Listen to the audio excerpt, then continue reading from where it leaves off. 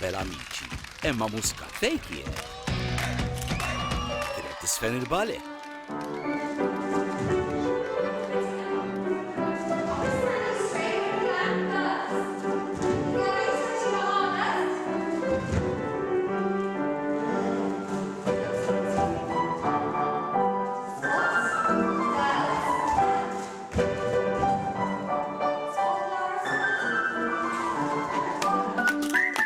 Kienet tirkeb iż-żwiemel. Kienet ittellaq fl-hawn.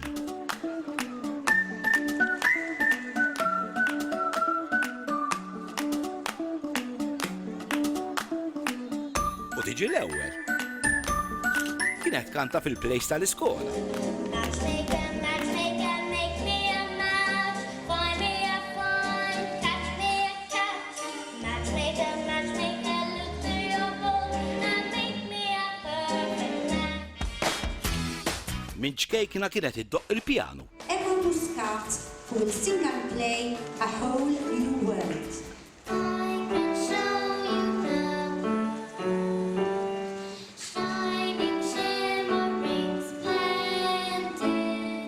U dejjem titjieb.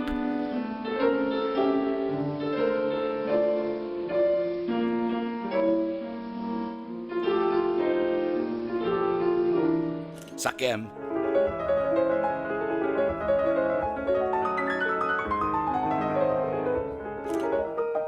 18 sen ilu, xi taqliel, jinfetħu bwieb is-sema.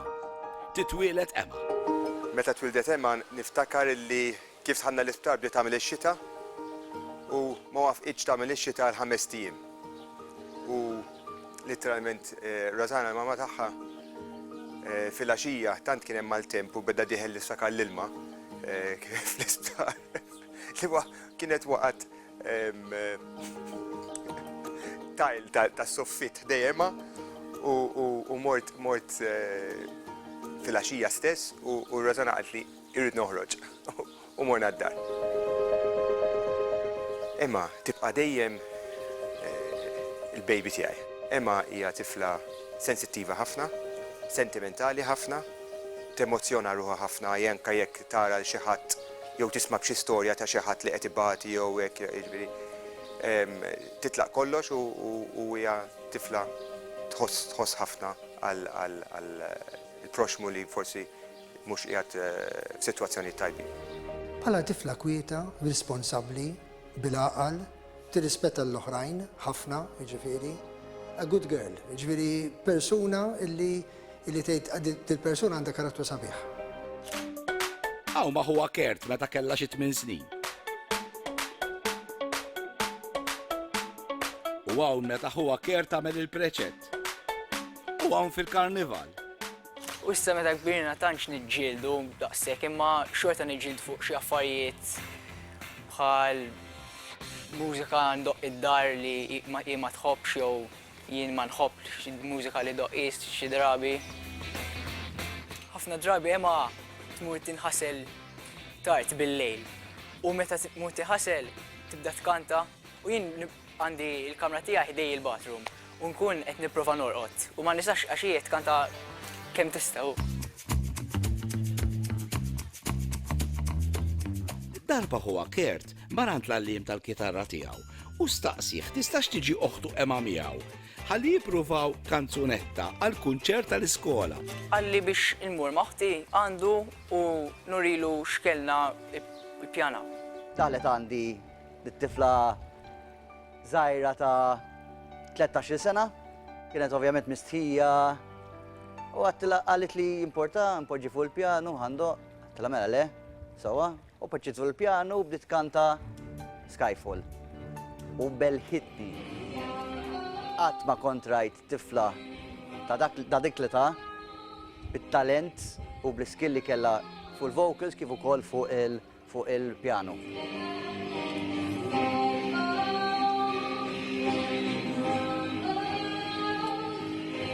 U Kit isir il-manager ta' Emma. L-Emma għattila ħaġa waħda, għattila inta nek futur. Għattila take it very seriously. Ta' 17 sena, Emma tapplika għal amici.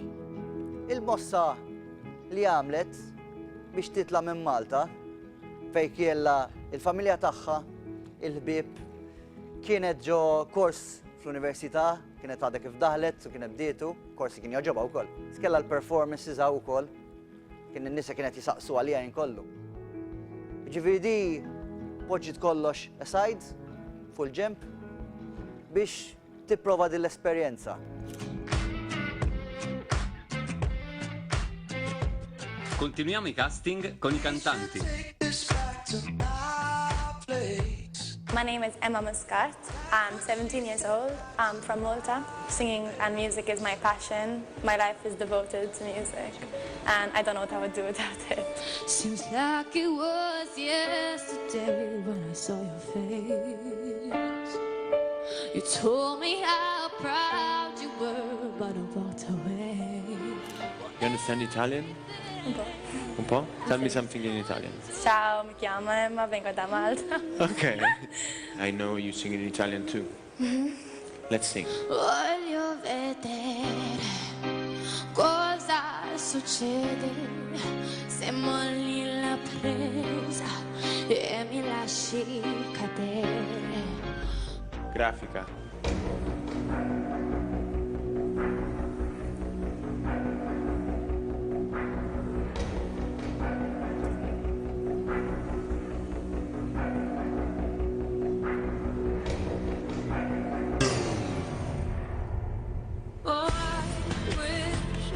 Okay, I'm so sorry.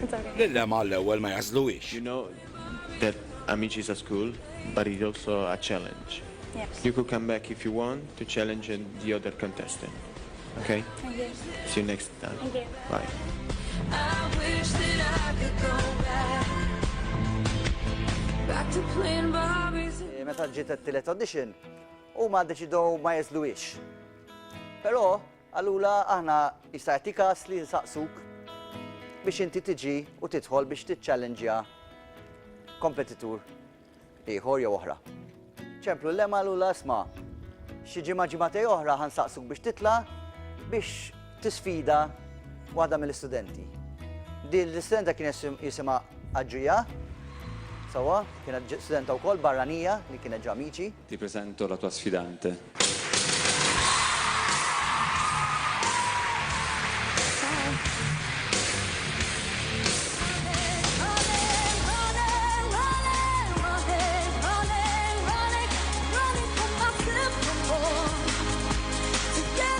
L-isfida. Ikantaw it-tnejn u tintażel waħda minnhom.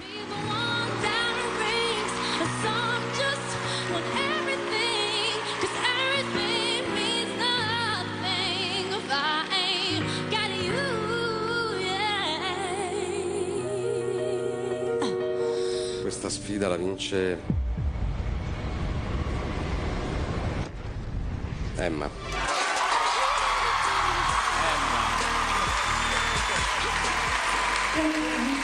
Congratulazioni. Emma, benvenuta.